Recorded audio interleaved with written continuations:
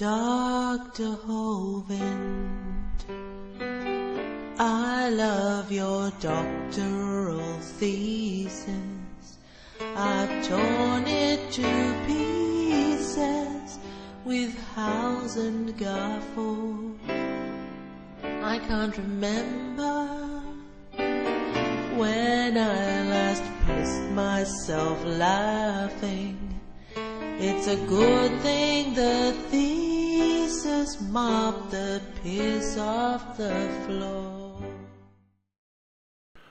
Welcome to part 28 of this read-through and peer review of Kent Hovind's doctoral dissertation, which was published on wikileaks.org on December the 9th, 2009.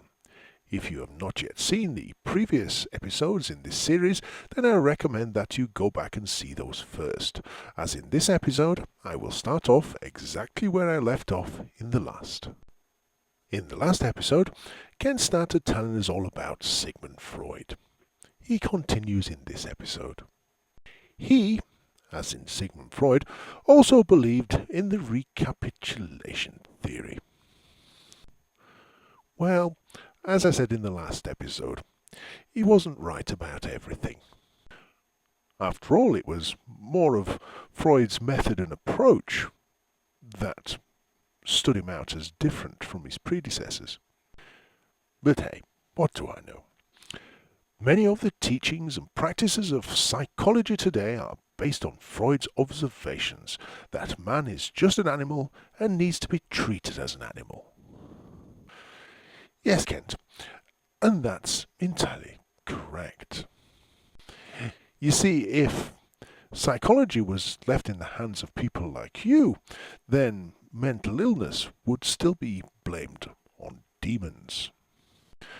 And treatment would involve administering a good kicking to the unfortunate patient until the demon left. This form of treatment, of course, is still carried out today in several parts of Africa, mainly largely thanks to church teachings. But anyway, Kent continues. The next man we come to is Sir Julian Huxley. He was born in 1887 and died in 1975. He was the first Director General of UNESCO. In brackets, United Nations Educational, Scientific and Cultural Organization, close brackets. He was also one of the founders of the American Humanist Association in 1933. You know, this Sir Julian Huxley sounds a thoroughly good bloke. However, Kent, I'm sure you can find some fault in him. Here we go. He was a pantheist and believed that nature is the god that is to be worshipped. He is quoted as saying, "Darwin's theory is no longer a theory, but a fact." There's a guy who knows the difference between a scientific hypothesis and a scientific theory. He is also quoted as saying, "No supernatural designer is needed." Not only is he a thoroughly good bloke, he's also quite a smart one as well, Kent. He believed that evolution could answer all of the problems. Which problems, Kent?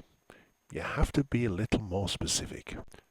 I mean, for instance, if faced with a problem such as a blocked sink, I'm sure Huxley didn't believe that if he waited long enough, then whatever was blocking it would evolve and crawl out of there, thus freeing the blockage. This is your doctoral dissertation, Kent. Being specific is rather important. But anyway, Kent carries on. He was a leader of the New Age movement until his death in 1975. Kent, Huxley was a rationalist and a member of the secular humanist movement, not the New Age movement. The three things are completely different. But anyway, it is reported by his nurse that on his deathbed, as he looked up to heaven with a blank stare, he said, "So it is true." There's two major problems with that statement and the assertions that you place on it. First of all, Kent, you're assuming that heaven exists.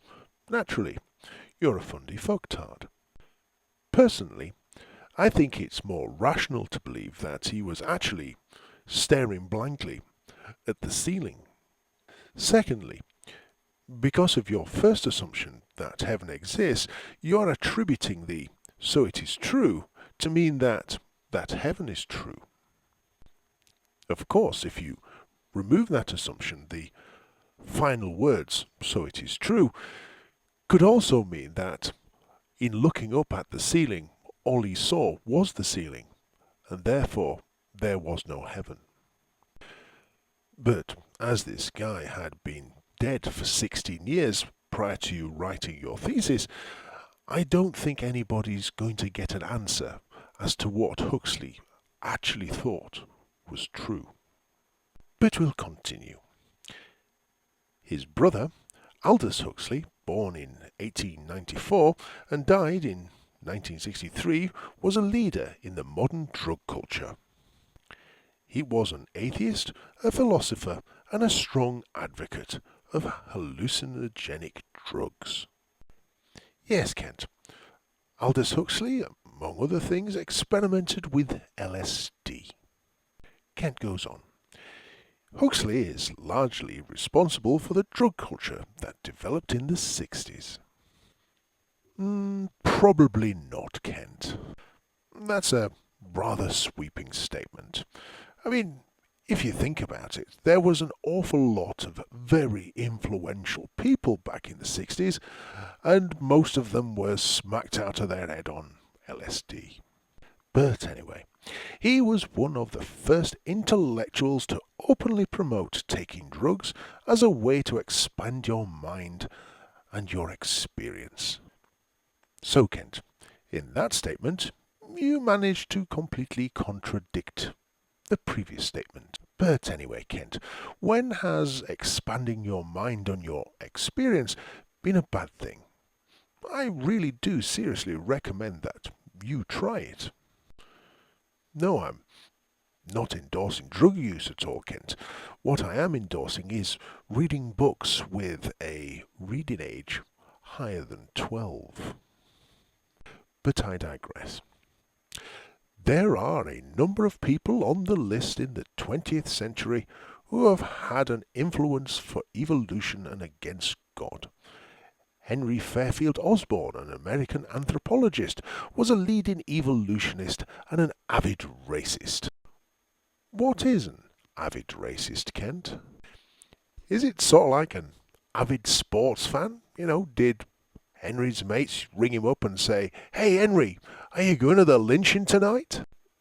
Did he have a season ticket to cross burnings? No? Well, we'll carry on. During the first half of this century, he was the director of the American Museum of National History. For a moment then, Kent, I thought you were going to say he was the Grand Wizard to all the clans. But no. He believed that the various stages of childhood for a Caucasian were said to represent the lower races and how high they had attained in evolution. For instance, he said that the blacks were at the bottom, then the yellow races, then the whites are at the top. Let me quote from Osborn's book, The Evolution of Human Races, Natural History Magazine, January, February 1926, page 129. Osborn's book, Natural History Magazine? I think you're getting books and papers mixed up again, aren't you, Kent? We're running out of time in this episode, so I'll leave that quote for next time.